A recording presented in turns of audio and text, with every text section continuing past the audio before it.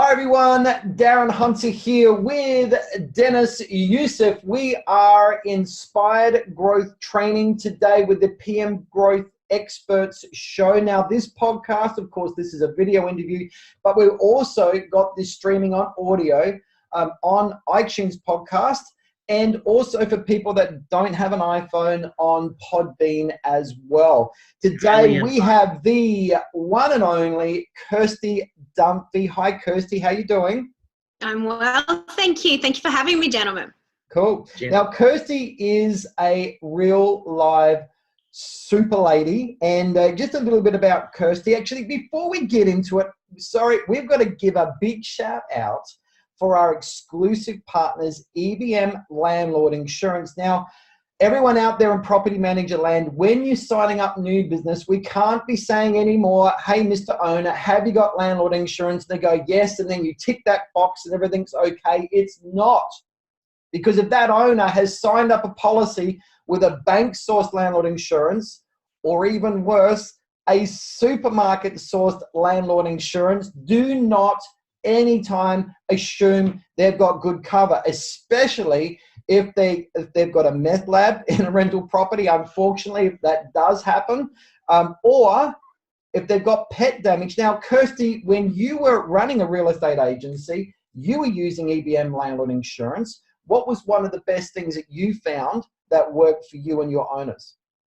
Definitely. We always recommended specific landlord protection insurance from a known provider whenever we were recommending it. So exactly what you've said. But I loved the way that EBM actually had that cover for pets, because I don't like pets in my rental properties, but we do know that it's a necessary thing sometimes. So for owners to have a bit more comfort and peace of mind knowing that they've got that extra protection was fantastic with EBM. Yeah, so EBM landlord insurance, of course, have cover should there be, unfortunately, a meth lab damage in a property, but also pet damage as well. So talk to the guys at EBM Landlord Insurance. Go to rentcover.com.au. Now for our American viewers, of course, EBM Landlord Insurance is not in the USA, but there is SureVestor.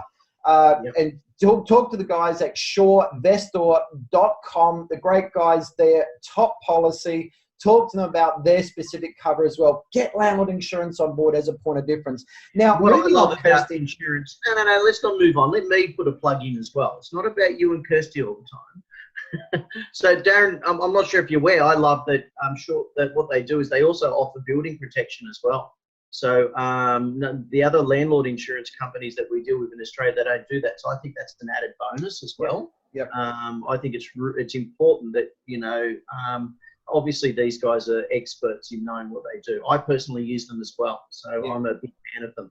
Yeah, and they're getting a lot of momentum in the States as well. But we've blown away that they're up till SureVestor, there really wasn't any real landlord insurance cover. So it's a new concept for the Americans. But moving on, Kirsty Dunphey, let's just go through your amazing profile. Now, I remember watching you on A Current Affair many years ago with your Thankfully not shouting no comment. Now, no, you weren't being chased down the street by the cameras. You were being applauded for your success. But at 15 years of age, you were working in your mum and dad's business, and you said your title was filing slave. 19, you moved into property management. 21 years of age, you started your own property management agency. And at 22, you were the youngest person ever to be awarded the National Telstra Young Business Person of the Year. And your success has just gone on from new level to new level. Kirsty, you are a live living legend in real estate. Everyone's like, hey, Kirsty Dunphey, amazing success. But Kirsty, I think in this session today, you've been in real estate for 20 years. Amazing. You are now working with real estate agencies now as a mortgage broker, but you have an amazing ability to find the right people when you're working in real estate.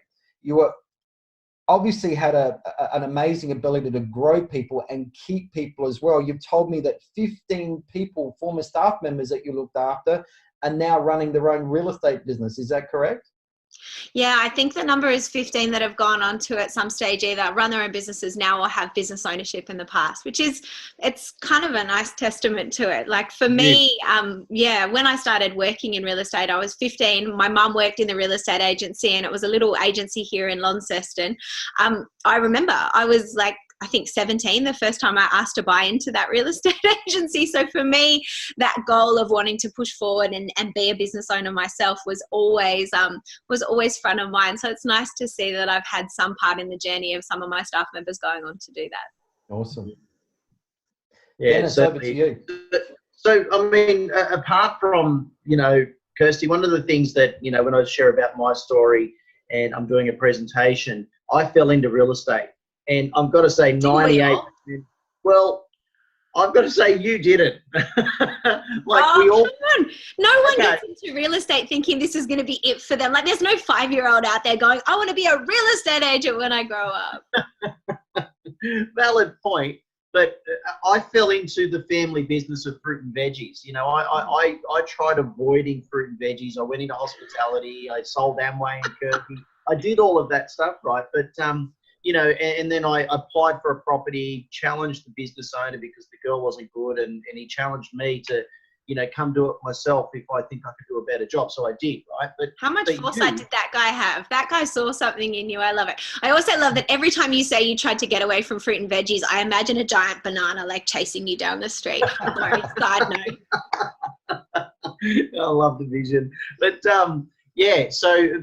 normally I'll say to somebody, and I said it at the first national event. I was here yesterday in Sydney, and I said, who here was at school and they went, I want to be a real estate agent, and no one puts their hands up. It's a rarity that you would have been at school and you were 15, 16 going, I want to buy into a real estate office. That's unheard of. I just wanted to have my own businesses. Like I was so very fortunate to grow up in a really entrepreneurial family. I saw my parents start business after business after business, and it got into my blood. Like I worked in every single one of their businesses growing up, and that was the best life education I can have. And not because it was all sunshine and roses. Like my parents both went bankrupt through some bad choices, bad business partnerships, but I saw that too. Like what other 16-year-old has had the fortune of having that opportunity of seeing all the stuff that worked, all the stuff that didn't work, having that culture of taking chances, asking for things that you want, going for it. I was so incredibly blessed to grow up in that environment. But I think when I first got into real estate, it wasn't a forever career. Definitely not. It was like an after school job. And I literally was the filing slave, and I just did whatever I could do. I just found ways to be of value. So anytime anyone needed anything in that office, I'd put my hand up. I'd be like, I can do that. What do you need? Conduct an auction. Okay, probably that's the only thing I can't help with, but anything else, I'll give it a crack. So that was sort of my start, but it didn't stick in me. It didn't get in my veins until I started working in and around the property managers. That was a huge and pivotal turning point in my life. I worked around the property managers. I paid very, very careful attention to the clients that would come in and to how ordinary they looked. And I don't mean that as a disrespectful comment, but I think prior to that, if you had asked me what a person who owned 10 rental properties looked like, I would have imagined some super fancy schmick person in a suit with a Ferrari. And I didn't realize that could be the teacher and the person who is married to that teacher who maybe runs a local shop, maybe the fruit and veg shop, who knows? But I didn't realize that it could be these normal people, or it could be the builder coming in with his dirty work boots and his stubby, shorts, and he owns 6 properties. I didn't realize that sort of success around property could be from normal people just like me. That was the pivotal turning point for me. It was that understanding that what they were doing was going to be possible for me. That was the beginning of it all. It's good. I mean, most people that I know that if their parents went through bankruptcy, they go down into that poor me, but you looked at it as a lesson, what not to do, and you took that on, which is, it's certainly a testament to you. There's a Dr. Seuss quote I love, and I'm not going to get it right, but it says your past can either break you, define you, or strengthen you. And for a while, that broke my whole family. Like there's nothing more demoralizing than having your family house repossessed, your car. I was in my final years of high school while this was all happening. My parents' marriage broke down. There was so much that I could have let define me, but instead I just chose to make it something that would strengthen me going forwards. And we all have that choice, as hard as it can be, because my circumstances were difficult, but not as heartbreaking as a lot of people go through. But at the time, that was a lot for me to pick up from. And I started my very first legitimate business not long after my parents went through all of that. Wow, that's awesome. So, I mean, it might be a little bit tough a question to ask, but if you were to meet yourself way back when you first started in real estate, knowing what you know now, what would be the advice that you'd give yourself? Just knowing what the market that I was buying in went through over those next few years, I probably would have said be less cautious. Because of my parents' bankruptcy, because of what my parents have gone through, I'm a backup plan for my backup plan for my backup plan kind of girl. And had I gone harder younger when money was being thrown at me by the banks, like for example, my first ever property, I got pre-approved for 90,000, which at that stage seemed like we're talking 20 odd years ago. But I bought a property that was 31,500. And that is the story of my entire property investing career. And also with a lot of business decisions as well. I will always take the more cautious, considered option. I'm not a huge risk taker. So maybe especially early on when I had no children, no commitments, no big mortgages, maybe just take more risks, more chances. Yeah, okay. That's good advice. I mean, it's interesting. My first house was $92,000. $92,000, and I had a $5,000 deposit, I remember, and I had to pay $1,000 for insurance because I have to say that my first house was about 92 as well. So there you go. Yeah, I love it. We're all of a similar ilk. That's nice. Yeah, we're either showing our age or showing that we've got synergy. I don't know. They both match anyway. I've got the free Botox happening here, so I'm hiding my age as best as I can right now. Free Botox. Just for you can work on it, Dennis. Yeah, I know. Just so people listening understand their comment, it's called a big fringe going over the forehead. Or bangs for your American listeners. Bangs, yeah, that's awesome. Yeah, so I mean, it's brilliant. So I mean, if you were to look back at some of the, any mistakes that you made as a real estate agent, running a company or being a department head, what would be a pinnacle thing that helped you overcome that? So you've spoken about how it was overcoming and pushing through the barrier of your parents going through divorce and bankruptcy and stuff. But what about in the real estate world? So many things can come at you at once. Definitely. I think one of my early mistakes, you said, on my experiences being a department head, I never was a department head. I went from being a scrappy 19, 20-year-old, having had a crack at a few different things in real estate. And I made one really pivotal choice in my life, and that was to go and get my real estate manager's license. And I went to my boss at the real estate agency at that time, and I asked him if he would fund any of the cost. And he said no. And I still went and I paid the money and I got my manager's license, so that when two salespeople from that company were in a position of wanting to start up their own real estate agency, I was with them because I had the license that they didn't. That is the one defining thing that I could point back to and just go, that was a pivotal moment. Because had I not invested in myself or my own education, much the same way that people that are doing training with you are investing in their own education without any necessary, they don't need it to do their job necessarily. It's about bettering themselves. But had I not made that leap, and also for a frugal person, made the leap and paid for it myself, which was hard for me, I wouldn't have been asked to come along on that journey with those two people. And that was where my real estate business ownership career sprung from. But because I had never been a department head, because I had never even worked as a senior property manager or anything like that at that stage, as soon as I started taking on staff in our new business and that was left to me to manage, I was terrible at it. Absolutely terrible. So maybe this is a little word of warning for the people that do get promoted into those department head roles or go from being amazing at their jobs and then be given management roles. It is bloody hard.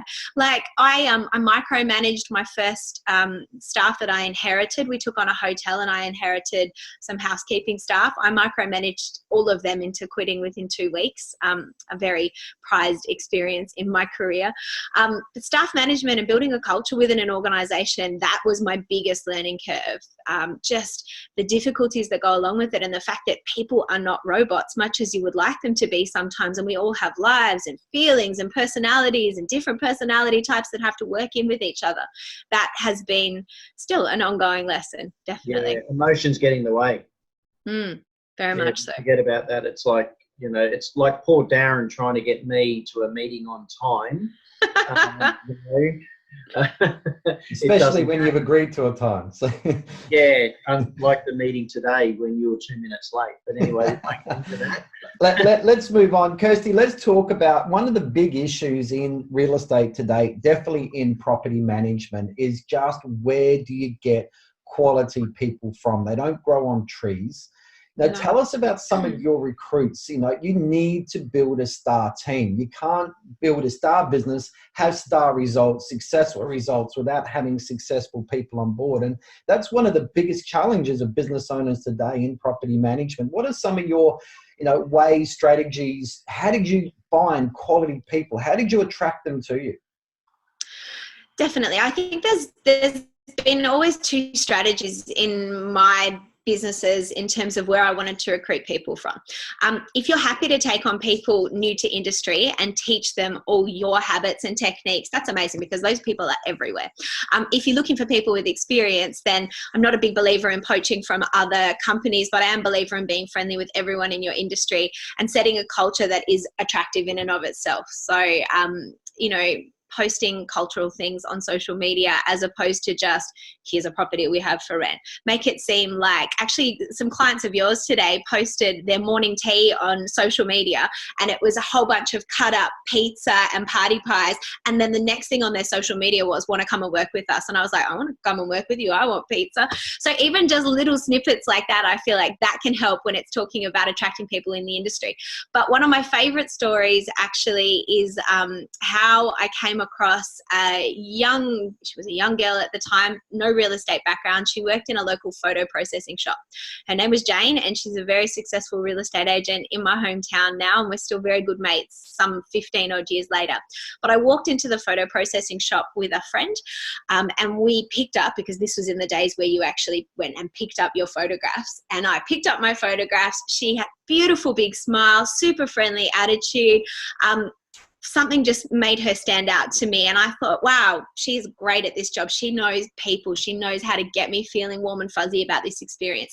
And that was it. I walked out the shop. I walked probably 50 meters down the road, and then I hear my name being called. Kirsty, Kirsty. And I see her, glorious long brown hair floating as she's running towards me down the street, like full on running. And in her hand is a second set of photos. There were 2 copies of the photos, and I'd only picked up one, and she was bolting down the street to get me.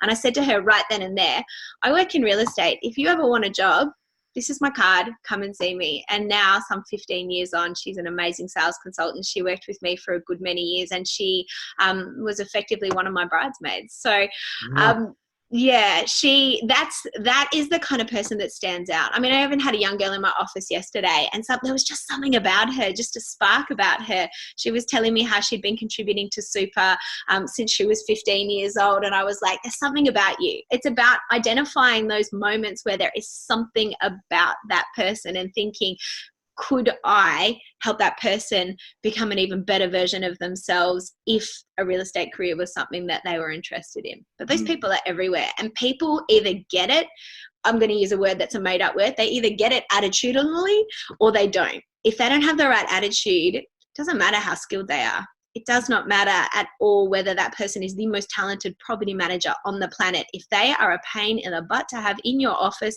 if they do not have the right attitude, they will bring down your entire office. That's why we're so careful about who we hire at the moment, because I walk into my office and we are belly laughing all day. We're having such a great time. I don't want to ruin that. That is something so precious, and when you get it, you have to hold on to it with all your heart. Yeah, absolutely. I mean, Darren, we could, we're a testament to the way we travel together between the three of us. We're always making sure that we are on song. We love what we do, and it brings the best out in us. The banter we have in a recording like we're doing is so important. The banter, when Darren's asleep and I take a photo of him on an airplane and I post it all over social media, or sometimes when I can't find him and it's like hashtag where's Darren gone, Like it's about the video you guys did with the pants. I think about that and laugh often. Do we have to bring Kirsty? Do we have to bring that up? It's genius. I have to bring it up because it's so memorable. It's the things that people remember. That it was very memorable because it was not It humanizes you, though. That's the There thing. was no staging in that, and it No, was you could tell. Dennis and I, honestly, as trainers traveling, we do what we can to save money. We do share a room. But that's great. He was, talking just for people out there. Dennis was being tipped into our IGT inner circle. There's a plug for our Facebook group, our Facebook community. Get involved in IGT inner circle. There are 3 questions you need to answer. But Dennis was doing a challenge, video challenge, teaching people on a iPhone. But he was looking at the pin, the camera hole, as opposed to looking at the screen. He had no idea what was going on in the background. And in the background, I could hear that Dennis was doing a challenge, but I didn't realize that his iPhone was pointed in my direction. I was finishing emails, and I'm very focused when I'm doing tasks. I don't let anything interrupt me. I zone right out so I can get the task done. Anyway, so I got my emails done. I looked at my watch, time to go to the gym. And so I proceeded to, and did drop my jeans or my pants on camera. And so too, we entered social media Hall of Fame. And what's really interesting about that is that day is coming up very soon. On this day, on memories on Facebook. The anniversary of the pants. Anniversary is August.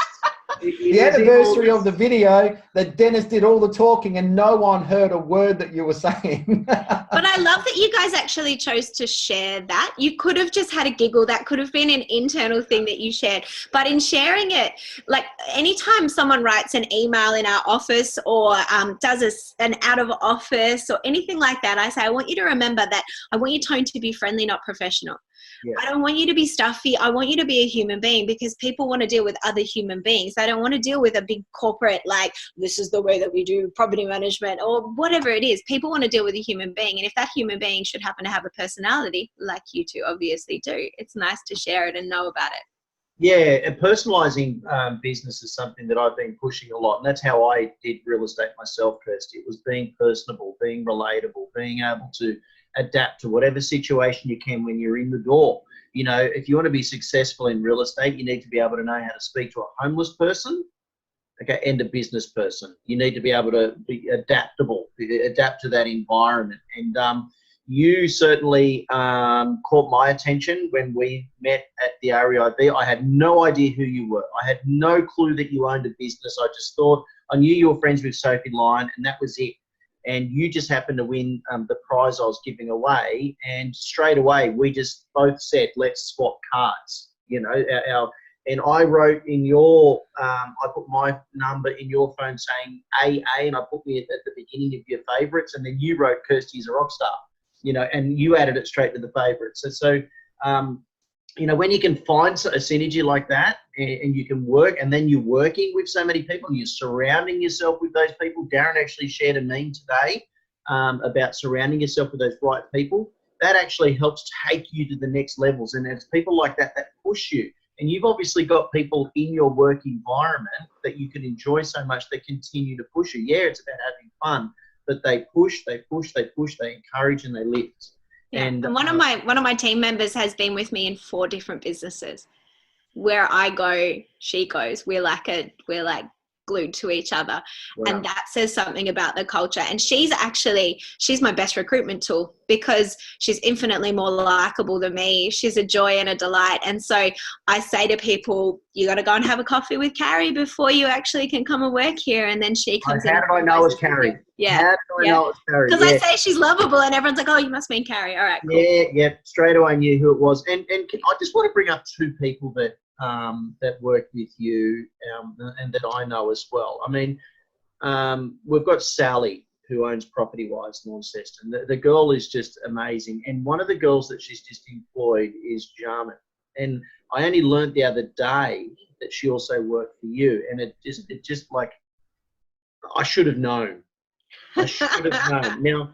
Now that girl is throwing herself into videos because she knows that's what I train on, and she is just a natural in front of the camera. And again, 2 amazing people that I know that are just a testament to working under you. So you know, you've set so many ripples in the world of real estate. It's like the little boat is Kirsty, and you can look all the way back, and those ripples have spread out so far. And it's certainly great to meet other people in the industry that are influencing so many people. So well done. That's a really nice thing to say. And Jamin and Sal are two of my favorite humans, and I loved working with them, and I love seeing what they're doing now. Except that I'm a super competitive person, and I saw that Sally was doing so well with her Google reviews, and I thought I'd set up a little competition between us to see who could get to 100 Google reviews quicker. Well, because she's learned all of your techniques, she smashed me. So it was nice when your staff members, over and exceed your skills, but it was like, oh, that was demoralizing. I was like, and not only did she smash me, she obliterated me. Let me just dwell in the moment for a second, okay? Yeah, absolutely obliterated her. So I think I owe her a cocktail over that at the moment. Yeah. Let me be there as well, so I can celebrate. And let me just say, out of competitiveness, she is one girl that's very competitive. She's such a lovely person, but as you get to know her, that competitive spirit comes out. Darren often talks about not trying to ever compete against me in anything. She certainly gives me a run for my money, Darren, in being very competitive. So, yeah, and it's about, you can be a gentle giant and be such a competitive person at the same time. She's very gentle, very sweet. Sally Sunshine, we call her. So there's nothing cold-hearted or ruthless about her at all. I feel like she's a good example of someone that will win with sunshine and puppy dogs. Yes. Yeah, absolutely. Or ponies in her case. Yeah, and unicorns as well. Let's just throw that in there for the sake of the conversation. Unicorns were the ones with the bad time management. They missed the arc. Isn't that right, Darren? I'm going to drop in another question here. Kirsty, so attracting the right people, looking for that spark. So really, you're quite happy to take on anyone that has that attitude qualification. Any particular industries that stand out to you, or just really you're looking for attitude? Because I think we know you can only employ attitude, but you can't train attitude, right? You train the skills. Correct. So you're really going after that. I'm going for the spark. I want the unicorn-like spark. Absolutely. Like, I want there to be something that gives an aura of glitter and amazingness around them. I mean, for example, my office manager at the moment was my travel agent. I travel a fair bit. I worked in with her. I knew how efficient she was. She knew nothing about our industry, but we put a job advertisement out, and it didn't say anything about what I do right now is I write home loans. It didn't say anything about writing home loans. It spoke about how we want to change people's lives. That's effectively what we feel like we do. We make people's lives easier. We help them achieve their, future goals. We give them security for their family. That's changing lives. So she said, I'm in. I've never done any work in your industry, but I'm in. And I was like, you're hired. That was the entire job interview done. Wow. I don't read resumes. I'm terrible I would be horrible in HR because I do everything off gut feel. But probably actually one lesson for people who are recruiting, one very early mistake that I made was that I hired a lot of people exactly like me. That didn't work out so well. Turns out I'm not the easiest person to manage and contain and work with. So now I feel like I look for those complementary skills more so than an exact clone of, me. Tell me if we were to write down a few characteristics of who Kirsty is and what's your hit list to avoid, what are those things? Describe yourself. There's some good characteristics as well. There's some ones that we would want to, do. Yeah. For me, if someone described me as reliable, if I say I'm going to do something, I will kill myself to do it. And if I can't do it, you'll hear from me beforehand. I want that in every one of my staff members. I want someone who understands that if you make a commitment to someone, even if it's just, I'm going to call you on Wednesday, you do it. You diarize it, you don't forget it. And as I had children and lost my short-term memory, as most mums do, I realized the importance of writing all of that sort of stuff down. So that's really, really important. The unbridled drive and ambition that I have is probably the more tricky thing to contain in a staff member. If you get someone like me, they're never, ever content. They're always striving and bursting and all of that. But the stuff that I think is really important is just that commitment to customer service. That is what will always stand out to me, whether they're the best job that I've ever had for my overall career development had nothing to do with real estate finance, nothing. It was working as a waitress. I was shy. Can you believe it? I was introverted, but working as a waitress, If you are shy, you get walked all over. If you are confident, if you take control of the situation, I ended up, I'd walk up to a table of 8 people and there'd be 2 kids, and I'd go to the head of the table who'd be the 8-year-old child, and I'd be like, right, I'm going to start with the head of the table. What would you like to eat? Like, I'd take control of situations, and waitressing taught me that. So I don't think it really matters what career experience the person has had up until then.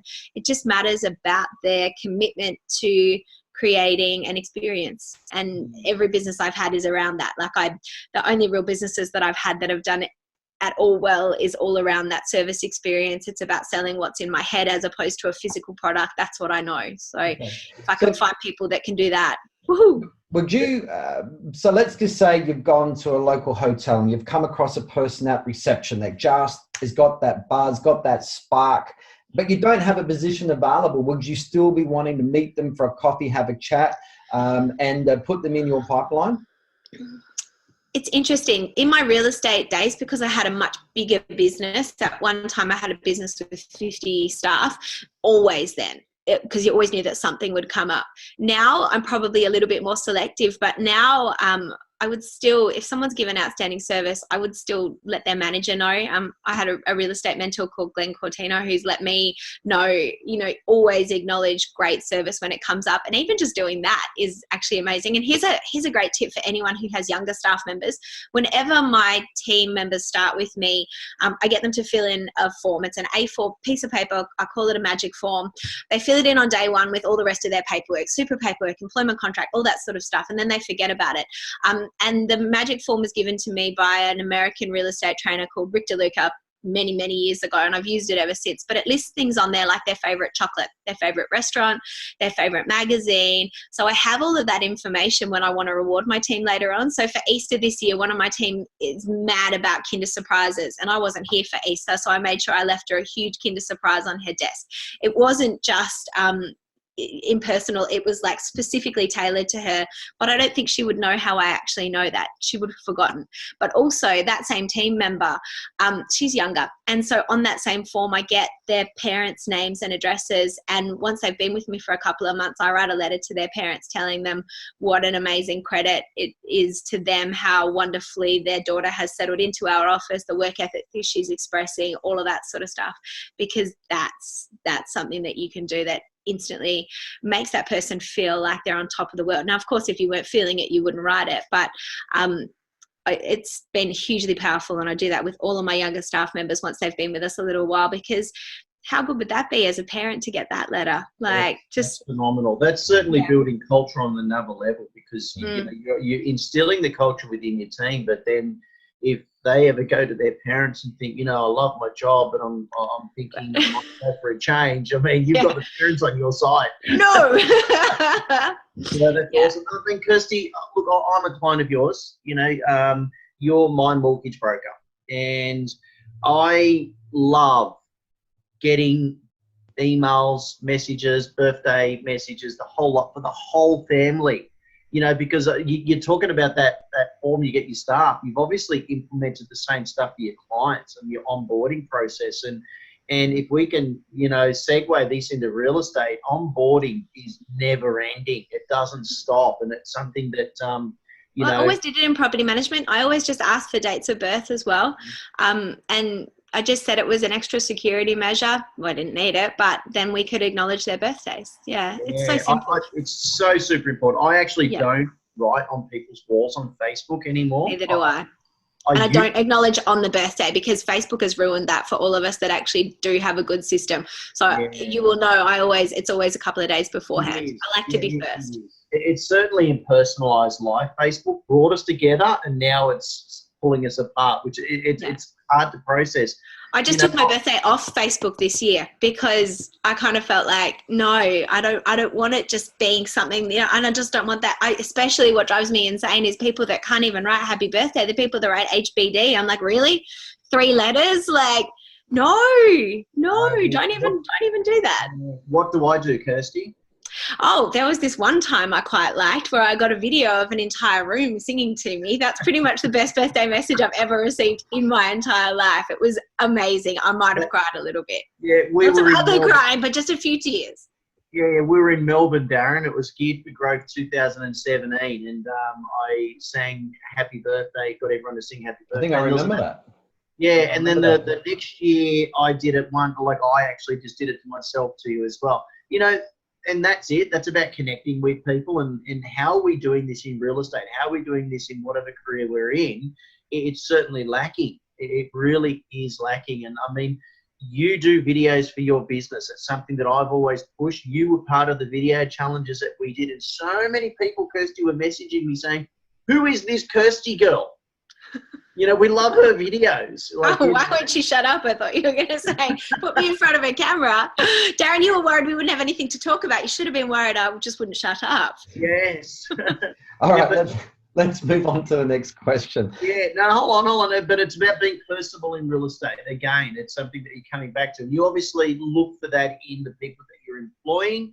You segue that onto your future clients, onto your current clients, your past clients. I think it's wonderful. And actually, that video challenge prompted me to do a couple of things in the office because I love the idea of doing video, but also with my work, I travel a lot. And so my phone now lives in the office. I have a different phone that comes with me. And when I'm not in the office, we have pre-prepared video messages. I'm wearing a different outfit in every one so the clients don't feel like it's pre-prepared. And it's like, oh my gosh, congratulations, you're all approved. And so if I can't physically get on the phone to a client, I send the video message now, and that's all because of you, so thank you for that. Such a good idea. And obviously it doesn't have people's names, and people don't realize they don't care. They just know that they're getting a text from me, and then they can play it, maybe share it, send it to their parents. Yeah, so it's pretty cool. Thank you. So Kirsty, let's talk about now growing people. And one of the questions I see a lot of hang-ups that bosses have is investing into people, growing people, training people, sending them to conferences, sending them to seminars, and then they just get up and leave. What if you train people and they leave? What's your attitude towards that? Oh, I mean, it's that age-old thing. What if you train people and they leave? What if you don't train them and they stay? You know, I feel like anything that you can do to invest in the education of your people, not only is it a good litmus test, if you offer someone an educational opportunity and they grab it with both hands, that's a good person to have around. If you offer them an educational opportunity and they're like, I don't know, I'm a bit busy, that tells you something about them as well. So, I mean, the educational experiences need to start from having a library in your office that people can go straight to. They need to be things like ongoing monthly training, but then also just even a culture of sharing things within the office. I mean, we have a blog. As soon as I answer the same question 2 or 3 times from a client, I write a blog article explaining it. I send it out to my team. They then come back with feedback, comments, all of that sort of stuff. So I think education in your team, well, for example, I have a young staff member at the moment who wanted to do the next level up in her training. And for whatever reasons, I won't go into the details, she can't utilize that training for about 5 years. And right before tax time, she said, I'm just going to do it. I've paid for it. I just wanted you to know about it. And so I just straight away reimbursed her for that. That was ongoing education that she wanted to do.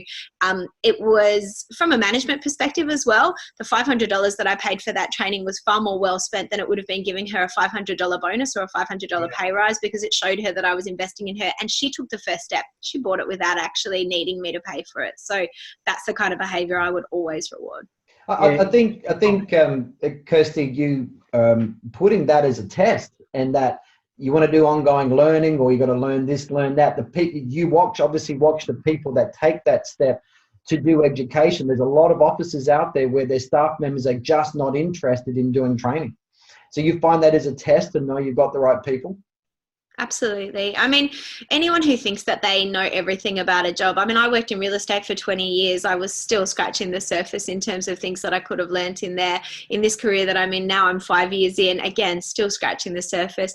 When it comes to training, educating, all of that, like if anyone is wanting to become the best version of themselves, how lucky are we that there's things like podcasts now, though? How good would this have been, 20 years ago? But at least we're here in this day and age now where you can go out for a run, go out for a walk. I'm a big believer in putting a podcast in my ears when I'm doing the dishes or something mindless like that.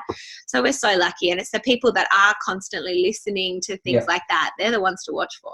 And they're really such a small percentage of the community, isn't it? There's 5% or 10% of people that really do want to progress. And I suppose getting that right person is so important. I know Chris Hanley from First National Byron Bay, a legendary leader in real estate. One of the tests that he does for new staff members is that he may drop a piece of paper or something like that and see who picks it up, see if that person actually picks it up. He has other tests as well, an interview to know if he's got the right person. Ask him questions like, did you have a job at high school? That he found the people that were working outside of their study, doing those extra hours, earning money at high school, tend to have that really strong work ethic as well. So I love those 2 tips. They're great. Yeah, it's a good one. So what you're saying is we could do job recruiting in Ubers,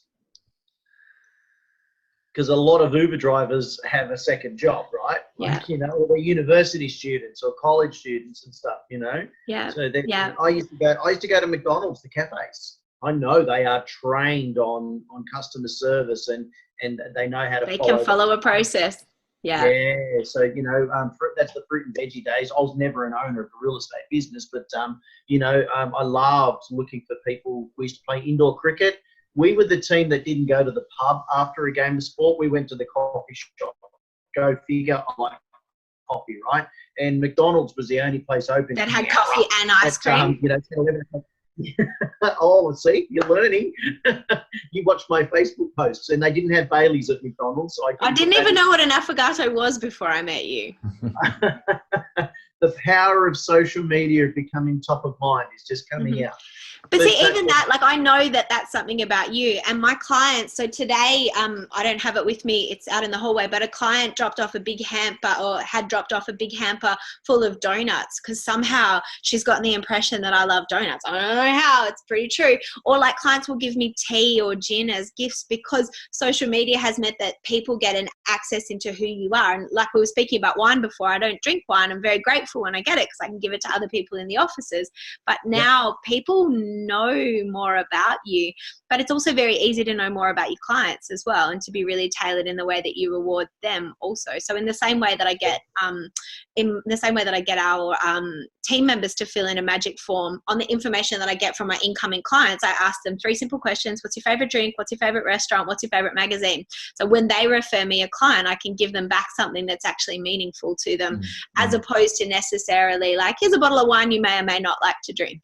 Yeah, very, very good point. It's interesting that you say that, and it's about knowing your clients. I remember the very first time I did a panel session for leading property managers of Australia, and they were asking, the question was being asked, how do you do your follow-up calls, after a presentation? And one person said that, when they go to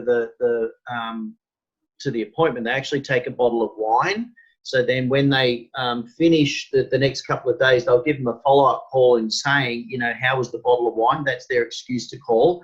And I kind of went, yeah, look, I get it, but where I live, half the people are alcoholics, and that would be the worst thing to take. And it doesn't, and I actually openly said that. I said, that's great, it works for you, but it's not, to me, it's not personal.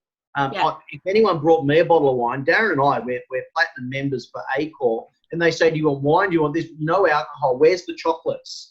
At the hotels, we've always got a bottle of wine or a bottle of champagne waiting for us in our respective hotel rooms. There you go. See? Yeah. So when I used to work in... But I think, as you said, finding something that's meaningful to the person is going to... Absolutely. It's going to get... And you know what they do? They take photos, they put it on social media, you send them a handwritten card, they splash it all social media, and before you know it, we're getting all of this media coverage. Not that we did it for that, because we genuinely want to appreciate people. I mean, that's the difference, isn't it? We genuinely want to thank people, appreciate people for who they are, not for what we get out of it. Yeah. When I used to go to people's houses as a real estate agent, I would always have a dog treats in my car. And so when I would usually sit in my car and write a handwritten thank you card there, and then I would go and put it back in their letterbox, back when people checked their letterboxes, because olden days.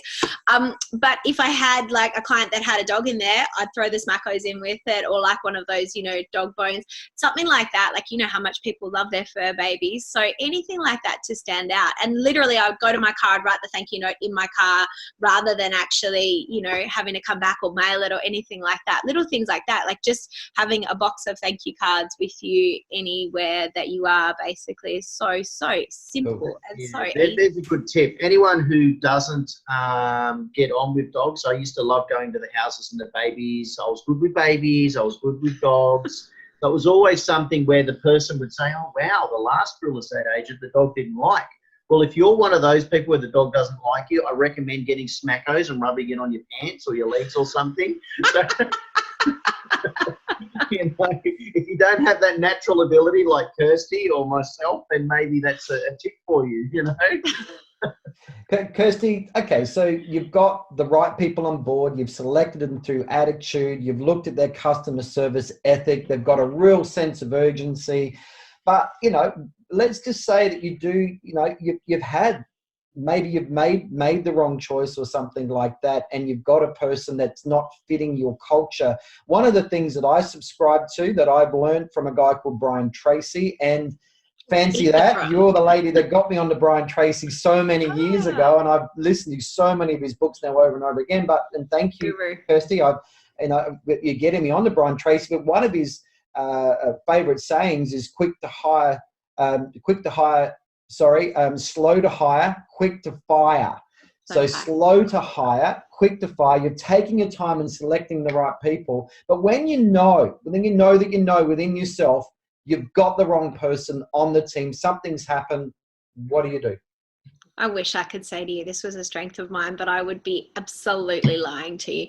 It is one of the hardest challenges that I've ever had. And especially I think because I came into managing teams at 21, and quite often, like I remember at one stage I was managing a staff member 3 times my age. Not that I had to, you know, look at firing him. He was a doll and is still a mate. But I've always found it really, really challenging. And I was actually giving a girlfriend some guidance around this the other day. And I just stepped through a whole bunch of questions like, you know, she was like, what about if I put her into this role? What about if I do that? What about if I do that? And it was so easy for me to step her through the process of eventually knowing that this person wasn't going to work out. But I found it horribly difficult. And I've been so fortunate. I've managed a lot of people. I've never actually had to directly fire someone. I have worked through processes with people where they eventually came to the conclusion that the job role was not right for them. So I would say that has probably been my preferred method of doing it. I don't know how efficient it is though, and I certainly wouldn't be recommending it. You're saying your culture, really, your strong culture there probably squeezes the wrong person out. Would that be a good way of saying it? Maybe, yeah. And I think, especially I'm in a small team right now, but in a bigger team, there'd be certain circles of people that would run together, but provided each of those circles had the right culture, if someone can't fit into one of them, I think it's tricky and it's challenging. I have had an instance though where I've sold a business, and one of the things that I was really proud of in that was that we made sure that the entire team then transitioned to the place that we sold that business to.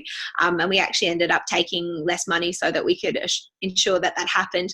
But then obviously culturally, it's hard to know how that team will then fit into the new team as well. But no, it's tricky. I mean, I mentioned earlier on that staff management's probably one of my weak points, and I'm probably showing that now. No great strategies around that. I would love to be ruthless. I'd love to just come in and go like, hey, it's not working out, but I really like people and I get really invested. And for me, the biggest responsibility as a business owner is that I have my family to look after, but I have all the other families that are dependent upon the wages and the salaries that come in. Like I can't even stress how big of a responsibility that is when you're a business owner. Like for me, every single other staff member would get paid before I took a cent if things were difficult. And so the idea of coming in and being ruthless and getting rid of someone from a business perspective, I can see the logic, but I've just found it really, really difficult. Okay. So I've got 2 more questions left before we wrap this up. But so, okay, you've got a great team culture, and that's what this podcast is all about, is just getting the right people, keeping the right people.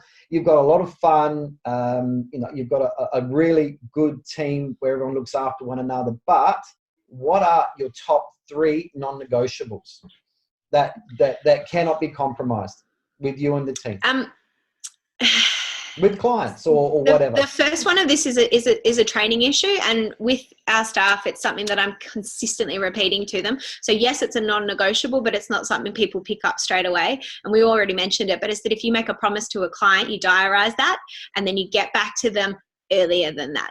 So if I say to you, I'm going to be back in touch with you on Thursday, I've got a diary note for Wednesday, and I'm back in touch with you before the deadline.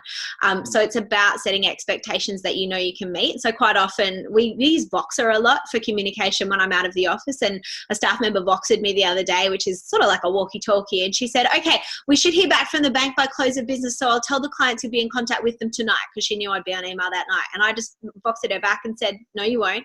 And then she thought about it. She was like, I'll tell them you'll be back in touch with them within 48 hours. I was like, bang on. That's what I want. I don't want me having to stress about meeting an expectation that's been promised for me that I can't meet, because a lot of the time we're dealing with banks and they don't get back in contact with us when they say they're going to, but I also want to be able to exceed that expectation. So that's a non-negotiable. Every time you communicate with a client, that client, if it's an ongoing thing, that client needs to know when you're coming back to them next. Because if a client contacts you and says, how's that going? How's my roof repairs going? Have you found a tenant for my property? You've stuffed up. You need to take it on the chin and go, I have not communicated well enough to that person about when my next contact will be. And I reckon that's in any industry, but especially in property management. If something is ongoing, that client should know when they should expect to hear from you next, and you need to be unfailing with that.